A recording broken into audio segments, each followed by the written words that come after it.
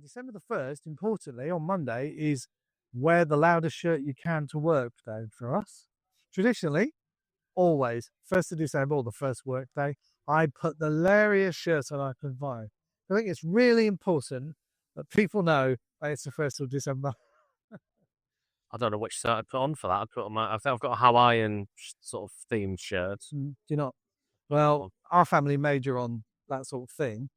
I draw the line at onesies. I'm not doing onesies. I'll never. No, I refuse to wear one. He is the good shepherd, a strong and guiding hand. He walks before me on this shifting sand. Through the shadow and the valley, I will stand my ground. For his rod and staff, they comfort me. Keep me safe and sound. My shepherd is with me, and I will not fear.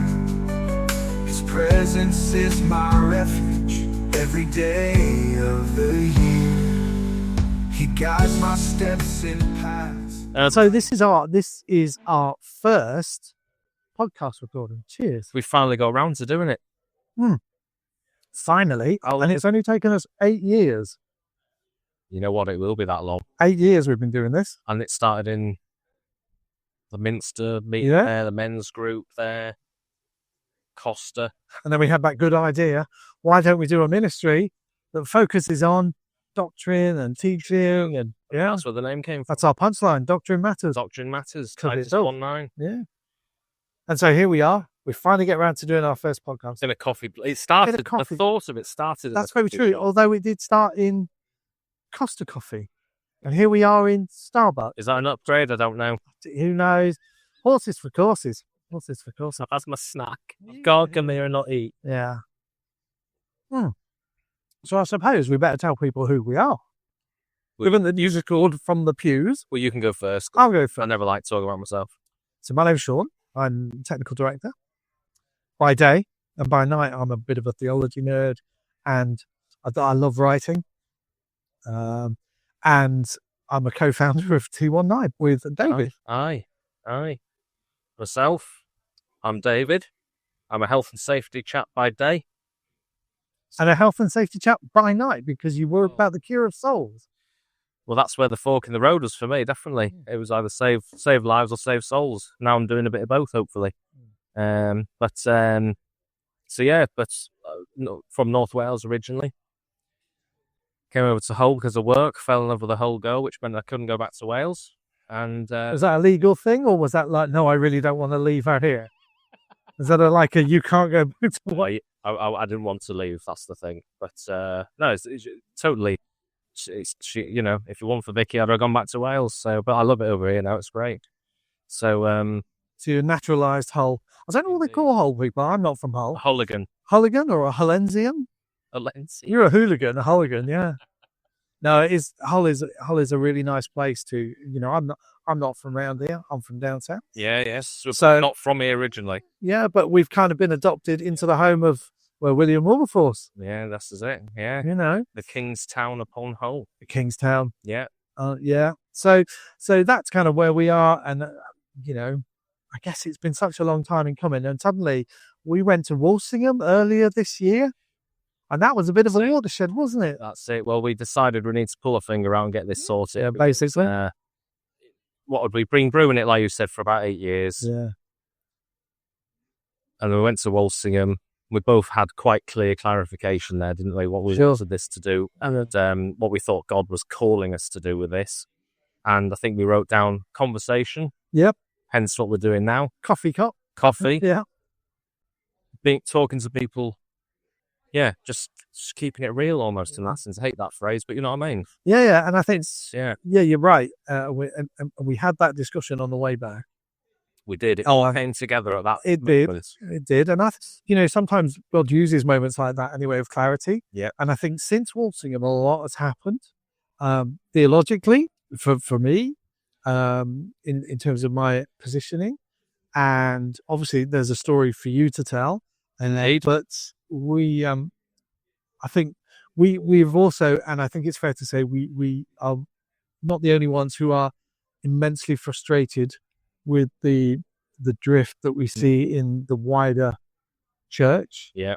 And we desperately want to share this good news in a way that is also biblical and isn't just about the zeitgeist, isn't going with the trends and the flows that we see around us. I mean, that's not to diss on any one church. There are lots of lovely, well-meaning people in the Church of England. But as a whole, I think what we've seen over the last year is so, for me, disheartening. I've been a Christian for 22 years, and the church is so different, and not in a good way. Yeah. And I think for us, this is there's a yearning for a real spiritual experience, but one that is also reverent and relational with God. I think since Walsingham, that's been one of my focuses, is actually realizing, we say, God the Father, and that can dispel so many questions theologically, because you think, well, what does the doctrine say about that? Well, actually, what would you do if what would your dad say if you've just done something wrong? Well, he'd probably, give you a slap, but he'd still love you. Not that we're advocating violence.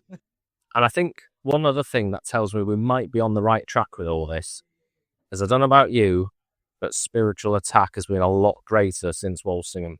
And here we are at the back end of November. I know. And we've put a lot of plans in place. We've written lots of things. We've pushed the really getting there now. Yeah. It's really getting there. And we're doing this first. This is only an introductory. Yeah, indeed. Yeah. Thing. But yeah, certainly for me, and for me, it's been attacks on the people closest to me. And that's the thing, isn't it? It uses the world, and it puts the pressure. Things that have gone on around, but not necessarily to me. Yeah. But certainly, the spiritual attack is there. And the first thing that goes is prayer. So that is the first thing. And Walsingham kickstarted me again, and really strong. And I know you really carried that on well. But for me, it's one of the first things that go. And so that is we did an article on that, didn't we, on the website? And prayer is the most, well, not the most, but it's just such an important part of study and action, prayer, study and action. But it's so important because that's how, as humans, we're relational. So we need to communicate to have a relationship. It's eternity, isn't it? If you can be kept too busy, I don't have time to do. And I think, and he'll use the world, like say, work. Oh, I've never known such a year where work is just absolutely, just captures more and more your time. Yeah, and your energy just goes, and then that means you'll get to evening prayer, you just can't be bothered. Yawning during prayer. I mean, it's still a prayer, but I don't know about you, but sometimes you can put your head on your pillow and you'd be like, "Dear God, I just, and that's it." I like it when, especially after, not that, you go to Walsingham, you can have the same experience in your local church or in your woods or just in your own home, can't you? If you really have that connection. But for me, when I've come from Walsingham, it charges you up again, full with the Spirit, almost like you've just converted, that sort of new Christian feel. And you can wake up at night and you just sort of get a bit excited and you just have a conversation in your mind with God. I told you about the bike lock thing. Lots of synchronicities, things like that. They call them synchronicities or God incidences. But that happens more when you pray. Can't prove it. No, some people might not believe it. But when you pray and when you're on the path, you see more. And actually people around you will see more in their life. So it's like it gives you little signs as well. Well, I'm reminded of something that you remember, Reverend Matt Woodcock. Yes, the guy and a pioneer minister. And I remember once we were doing a Bible study and we were talking about prayer, and he said, "I will just say that I see more coincidences when I pray than when I don't." It's true. So experience more. Yeah, it's a good litmus test, so that if you're sort of going down a path, you think they've all stopped, my link's gone. And it is crucial, I know, but I think as well, it's like the short prayers, the thank you for this. Attitude of gratitude is so important, I found. Yeah. And, but yeah, and I'm going through a season where I've always struggled with prayer, but I'm going through a season where I am really enjoying the half an hour, the 45 minutes that I get. Now, the only reason I have that half an hour, 45 minutes is because I haven't been able to go to the gym because I've been injured. And I kind of think it's a good trade-off, really. I'd rather... in the Bible, isn't it? Physical exercise is good for some things, but spiritual exercise is good for everything also, isn't it? But, and that's and it's like, well, I thank God for the fractured collarbone, because actually there I am praying. And if it weren't for that, I'd still pray while I'm on the treadmill. But I'm convinced he blew my car up. So the beginning of end of last year, I was thinking, money's a bit tight these days, and and I must have put the thought out.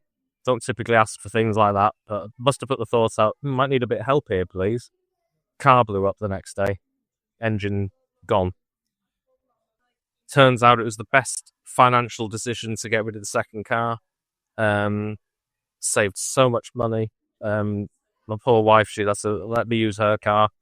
Much more economical. We've saved so much money, and actually it is a blessing in disguise.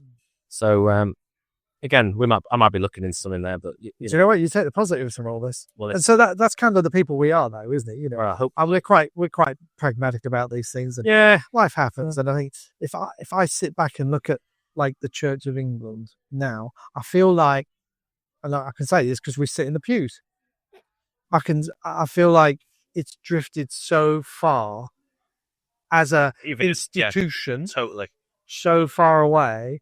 And with the recent events, with the new Archbishop Canterbury, I feel like actually this is a watershed moment. And what's happened here? Because you've got a story to tell about what you've been going through in the last couple of months with the last 6 months, 8 months with a period of discernment.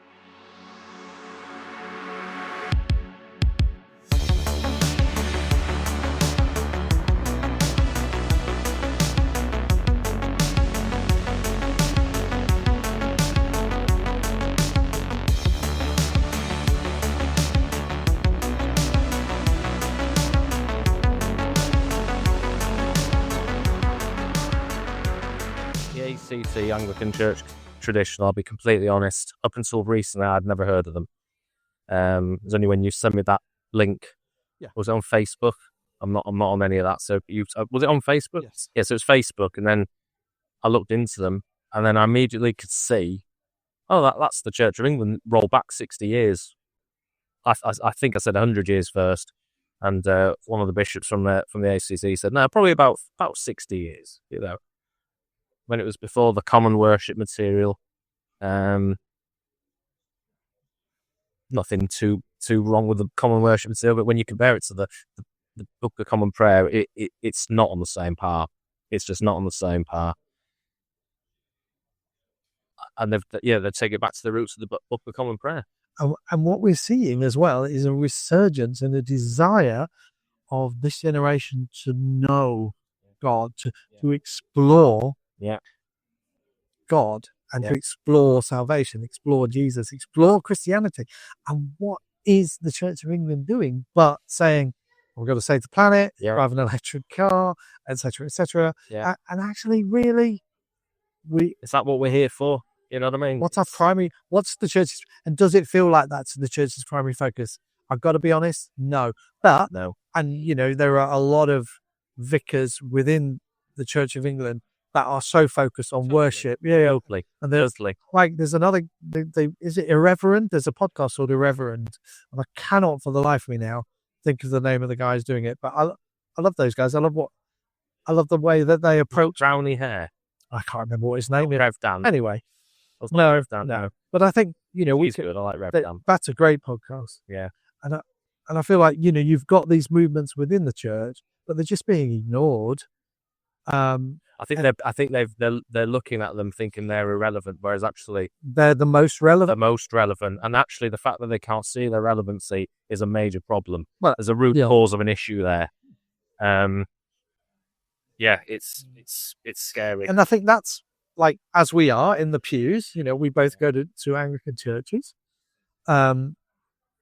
I can see there's a striving, but it's curious. It just feels like the gospel is hampered by the churchianity of it all, by the mission focused, numbers focused, by the virtue signaling of it all. When actually, what people really want is the good news, because we need to hear that every time, because we forget it every time. We need the good news. I feel as if I've probably got through most of the stormy waters by harbouring in the Anglo-Catholic tradition. Yeah. Because there is an element of protection there. Yeah. And comfort, because you kind of, again, it's probably the Church of England around 100 years being in that tradition. It's very much more Catholic in that sense. But now, yeah, and for me personally, what's happened in the last few weeks, I think I got a bit too relaxed with it all as well, I'll be honest. Yeah. And so your journey over the last few weeks, for people that, are thinking, what is this journey that we're alluding to? I know we're making it sound like it's really something. Well, I think it is, because if I'm brutally honest, in the last 2 months, I've not seen you as fired up and engaged for years as you have been now. Yeah. And I think part of that is because, the people that you've reached out to have said, we affirm your passion for the gospel, for the good news. We understand what you're saying and where you want to go. And actually, you have a place here. Yeah. And that... Yeah. Is it worth me giving a quick summary? Go for it. I think it's fair for people. So I've lived my life. Let me just ask, have you told your mum first? Because I don't want her to listen to this first. Well, you're going to publish this after anyway, aren't you? In about 10 minutes. Yeah, no, go for it. I don't think I have. The thing is, I think I do in some sense. So for David's mum, apologies. Yeah, okay. Yeah, sorry, man. But you will know before this whatever we call this podcast. So 5 weeks ago, I think. Yeah. So basically, it was when I was back in the marina job in Hull. There was a moment where I thought, I want to do something. Whether that be a priest, something in the evangelism or whatever, whatever it was something that I wanted to do.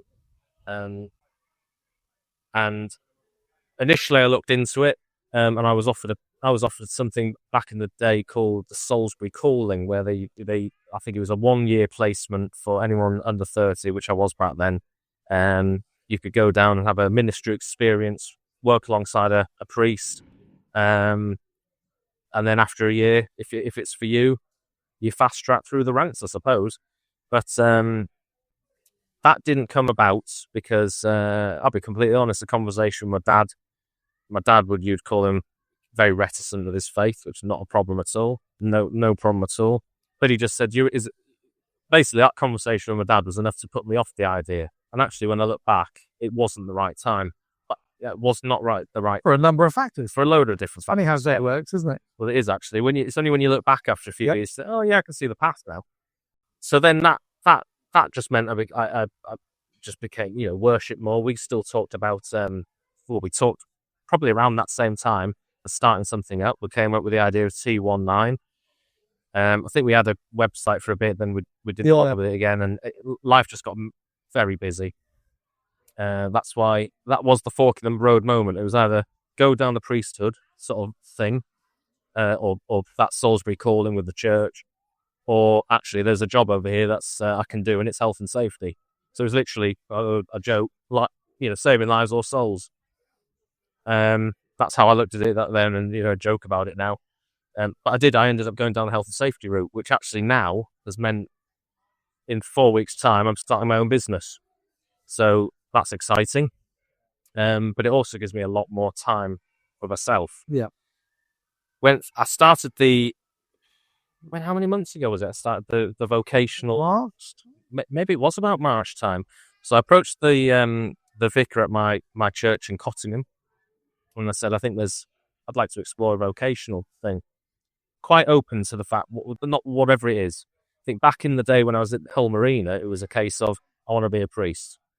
Whereas when I went through the process with the vicar recently, it was earlier this year, it was a case of whatever God's calling me to do. And actually that is much better attitude to have, isn't it? It's not what we want. There's something there, but I'm not really bothered with what it is. God will decide. Yeah. And I just want to serve. Yeah, exactly. Yeah, the idea of to be sent out, that from the Bible, when Christ sends out the 70, that is the resonating thing for me. Like, I want to be sent out. And anyway, the process with the Church of England, the local vicar, fantastic. Helpful, supportive. It was when I started working with the vocational team. I actually didn't do a lot with the vocational team, actually, in York Diocese. It was very drawn out. You have to do a lot of work, even in the sermon. You're reading books, you're doing faith journals, you fill out forms. I did a safeguarding course, all this stuff, all good stuff. And then it got to the point where, right, what's the next stage? I phoned up, or couldn't get hold of them, and then I had an email basically saying thanks but no thanks. And I don't want to sound bitter about this, because I was annoyed back then, because I was like, there is something there. Yeah. And I was quite shocked by the sudden thanks but no thanks. The tone of the email. And there was an element of there was a legalism. I won't go into it now, but there was a legalism, like biblical legalism. You're like Pharisaic. Oh, you're not. Yeah. You don't attend this service enough. You don't tick these boxes. You're maybe not privy to the life of a parish or something. There was something like that. I think, okay, well, that's hey ho. And then you messaged me about days after that email I had. Because it had cropped up on my Facebook, and I had never interacted with this person. Right. It cropped up because it came through a connection of affection. Right. Okay. That's that. Does that not happen on Facebook? It did, but it was just weird that came up after you and I had a discussion. It was literally that week or something after. We'd had a discussion, and you were quite deflated, but determined that there was definitely something there. Because, I'll be honest, because you do doubt yourself. You think, well, it's all what I've just... I was getting signs left, right and centre in the discernment period from the book that the vicar gave me to read. My wife would buy a book from the charity shop. Exactly the same thing. Some deep theological book, and she found it in the charity shop. I said, oh no, that's the book I'm reading from the from church. And no, I've just bought it from the charity shop. But you wouldn't expect books about discernment. Exactly. And then I was a bit cheesed off because I had to go and buy a new bike lock because we were getting into biking. And motorbiking? No, pedal bike. Not motorbike. You're getting a motorbike. I am. But anyway, don't tell my wife. An electric one. Yeah, but still don't tell her. Anyway, look. Okay, fair enough. Well, this is about me. You'll have to scrub that bit out. It's not us, no. I'll leave it in. It's about what God wants. She won't listen anyway. She hears enough of my voice. You have to edit the bit out. I think I'm in love with my voice. Anyway, go on. Continue. So this bike lock. And I was really annoyed with myself because I had to spend £25-30 on this new bike lock. Not 6-7. Oh, what, sorry? Doesn't matter. If it goes over my head, right? He that hasn't it, let him hear. 6-7. Anyway, go on. And we had a bike lock. Yeah. But of course, can we remember the bike number? The lock code. It was one that had 4 or 5 things on it. I think I worked out it's 1 in 10,000 codes. So being me, I thought to save myself, the Yorkshire way is rubbing off for me. I'm not going to spend 25 quid if I can crack this lock. Watch YouTube videos, how to crack bike locks. You know what? Unless you've got the code, you have to try every single code. 1 in 10,000, it's going to take too long. So I was very much in the stage then of thinking, well, I'm still are, but help me. More than it's like, well, come on, can you not just give me the code? Give me a clue. And I said it getting out the shower, and the number popped into my head. You can tell me ask me what it is. I can't remember what it is. Can't remember what it is. And I thought, when you get those little moments, you think, was that my thought? Which is a bit weird. Yeah. As a married man, though, you must experience that a lot. Like, was that my thought? When actually your wife has put that. My wife is always right, though. Yeah. That's what you got to remember. Sorry, continue. And good advice for any husband. That tried the code, Of course, it didn't work. And I thought, you idiots, you know, Yeah. it felt like dabbling, you know, dabbling in the occult, numbers coming into my head. And then the thought came along the lines of, try it backwards. And it worked backwards. I went, oh my goodness. Running out. Vicky, my wife, she said, what's happened? What's happened? I said, I've just really freaked myself out. And that's what happened. And it was that's one of loads of little things. Anyway, long story short, this is because it is going to be a long story. Your message came through about the ACT. Never heard of them. Let's have a look into them. Found out Reverend Brett Murphy. Yeah. He's one of the the Open Cigar, apparently. Yeah. I think he's got to come on this. We've got to get him on here. Yeah, indeed. And then I didn't know he was part of that gang. Yeah, gang. Because I've listened. That's fucking Vikers gang. But I've listened to him for years. Yeah. Calvin Robinson and all that lot, that, you know, and so I emailed them straight away. One of the bishop's emails. I had an email. In less than 24 hours, I had a reply, and it wasn't just a thanks. It wasn't like it was a long reply. It was an essay, and it was so, because I actually sent them the all the stuff that you'd done. All the stuff I've done. I did that faith thing, which felt very narcissistic when you're writing it, but that's what they wanted in the church ring. So I sent them that. Said, what do you think? And anything there? And it was almost as if, right, where do we sign you? Where do we sign you up? And the essence of the email for you was that we see you, we understand what you're doing. We know that we can see that you're very exactly. And you rang me. Flipping heck, it was amazing, and it was almost as if you'd won the lottery in the sense of that I could tell. You know, when you're on the phone to someone, you can tell that they're smiling. Yeah, it's like that. Yeah, but you could hear it in your voice. Yeah, and it was like a wave of relief that someone was taking you seriously and then heard you. Yeah, absolutely. Who was the guy that emailed? You should give him a shout out. So I should what? Sorry, give him a shout out. Who was the guy that Bishop Kai Dewar? Yeah, fellow Welshman. And then he put me on to Dr. Reverend Nichols, who's not a Welshman. No, but a very nice man nonetheless. That doesn't yet. Yeah. Nonetheless. Yeah. But so yes. So I mean, there's a long way to go. Sure. I mean, it's almost if I'm celebrating. I wasn't even really started yet. But the process is starting, and it's starting in the right way. Totally. Feel valued immediately. Totally. And there's boxes we need to tick, and there's things we need to make sure is in place. But they looked at our ministry in its infancy as it is now, and they recognise that, and they want that. Even the practical things of we'll take it under our fold. We'd be under our guidance, and that's brilliant. Because that's what we want. That's what we want. Because at the minute we want to be under an authority. Otherwise, we're just on our own on this island. Otherwise, we're just sitting in the pew, chatting in a coffee shop, fully, with the Bible backing us. And that should be enough. But of course, Christ gave us the church for a reason. Absolutely. And it's that sent out. Well, who's going to send us out today? You're effective. And that's the interesting thing as well. In the discernment of the Church of England, what was clear was evangelist. Because I'm quite happy to talk with anybody about it, as you are. Yeah. And I would say you more so. You're very, very, very eloquent with things like that. But I'll have debates with CEOs at work and things. I really don't care. I'm quite happy to talk about it. So the vicar of St. Mary's got it right, saying there's an evangelist call in there. And I think that's right in the way we write and things like that. Certainly the articles we do and that, and some of the mini sermons we've done on YouTube. But so straight away, the ACT and Dr. Nichols said, we don't do this licensing thing. That's become a Church of England thing. Because I don't know if they do it in the Roman Church or not. I don't know.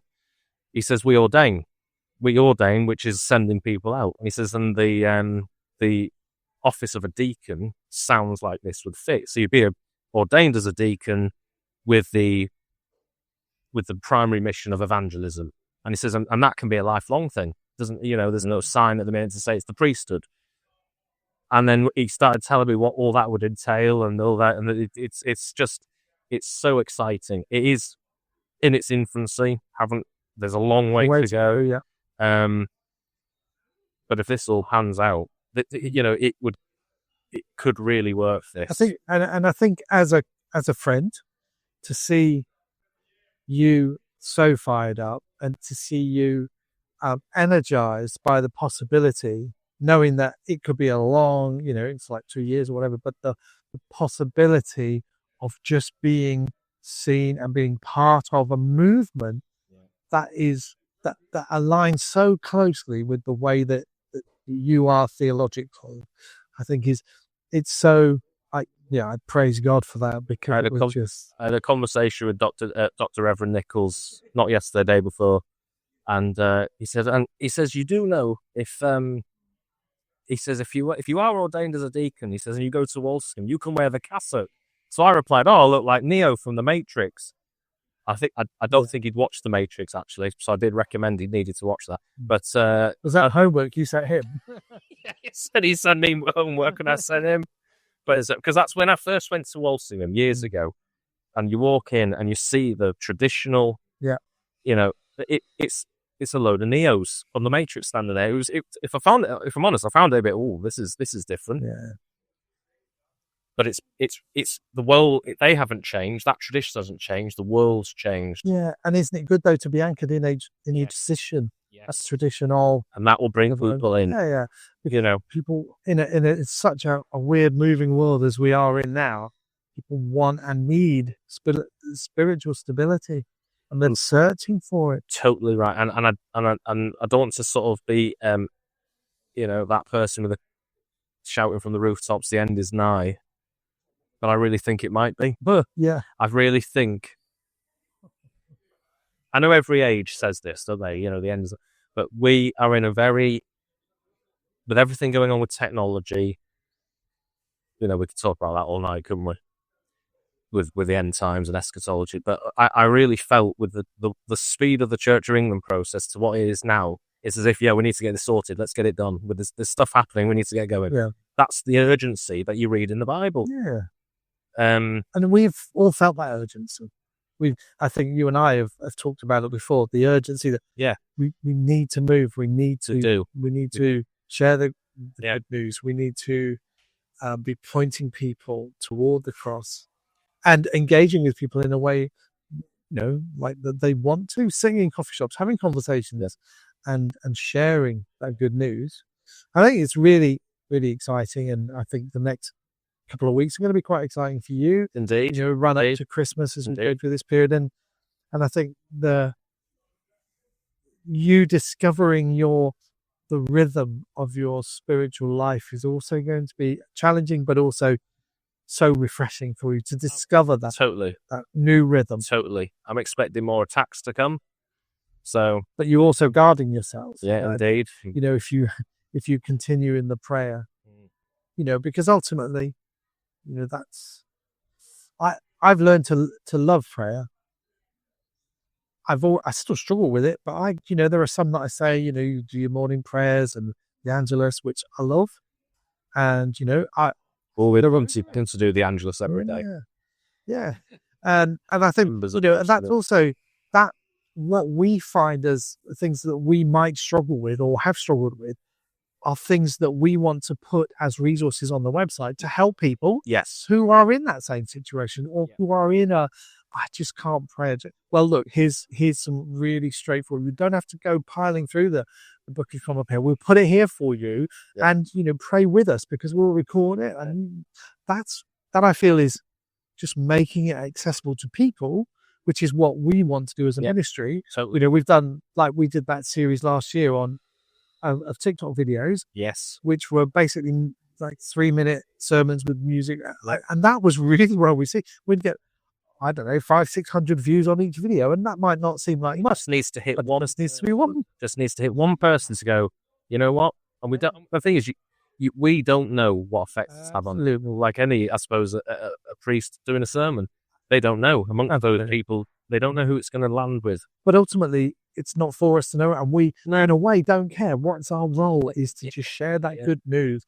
And if someone wants to talk with us, to be ready and to be able to defend, but to be able to encourage and exhort and build up brothers and sisters. So I think it's now is the time to do. Indeed. And I must admit, I am thrilled about where it's going for you. And you're going to see how it goes with me, and then you might be interested as well, doing something. Yeah, absolutely. Look, you've got something there. Yeah, and I'm a coffee shop kind of person. I love having conversation, but I also love doing stuff like this. I love writing. So yeah, you know, hey, look, I am just a piece of clay. So ultimately, you know, I will do what I'm bid to do, and I will enjoy it, and I'll do it with joy. And also, my kids are getting older now, so you know they're 10 and 7 on Christmas Day. Oh, wow. 10 and 7, so 6, 7. His birthday on Christmas Day. Yeah, my kids is. Yeah. Oh, wow. 10 and 7, and I think you know they're now. Sorry for kids that are born on Christmas Day. Oh, he does get a double bubble though, because he gets birthday presents the week before, and then he gets a party in January as well. So it's basically one long party season for him. And it's out of the way then, isn't it, for the rest of the year? Exactly. And then Toby's rolls along in February. So ultimately, so I've got a bit more time, and I think you know my work allows me to have time because of what I do. Yeah. And also, I'm really interested in AI and technology and how that folds into spiritual journeys. I'm doing some work at the moment. I'm writing a white paper on the impact of AI on culture and society, and in particular, human spiritual experience. So that's what AI. So it's still really fresh off the press, isn't it? I'm interested in the junction of technology and theology. Yeah, that's really my thing. And I don't think there was ever anything in the Church of England that would satisfy that. So that's why we do what we do. And ultimately, who knows? I'm an AI evangelist, but I'm also cautious. So, you know, so that's one for a future. It's a tool, isn't it? Because I use it for work, but it's a tool, and if it's, you know, like a knife, a tool, if you don't use it right, it's dangerous. And I think I've seen people use it, or something read and seen, if it's not used right, it can cause problems because it can give wrong answers to things. It can give, you know, it's. I think someone, this we'll talk about another time, but someone said to me it's like an echo chamber. It'll basically repeat in favour of what you've asked it almost. You've got to be careful how you ask it. It's like your child to do something. It is like it's like and it will the child literally just, you know, take what you give it, do it, and it will infer based on that and maybe previous conversations. Ultimately.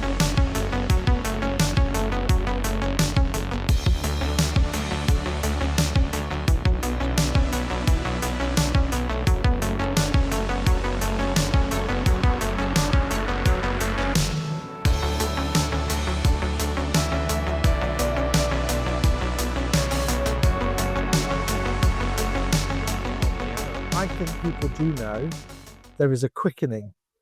That's actually very true, because I'm seeing people who are maybe not believers, and they talk like believers because they're going asking, yes, what does it say next? I said, well, this is the checklist. I've got to check this. It's all like, yeah, we've done that. We're waiting for this now. Yeah. It'll happen. But they'll ask you like, what does the Bible say about this? Yeah. And they'll go, oh, I'm not a believer. I'm just curious. You know, well, actually, let's have a look. Yeah. And it's those conversations where sort of thing that would happen in a coffee shop, to be honest. You know, and we see a lot of it around us. So, you know, I think, the next few years are going to be interesting from a church perspective. From your perspective, the next year is going to be crazy busy. Yeah. T19. Yeah. Hopefully we build that. Yeah. And I'm looking forward to so if anybody's got any ideas about who, you know, we've got some ideas as to who we'd love to get to talk. Yeah, we have got some ideas. And, you know, ostensibly it's us, but, you know, I don't want people to get bored of our voices. No.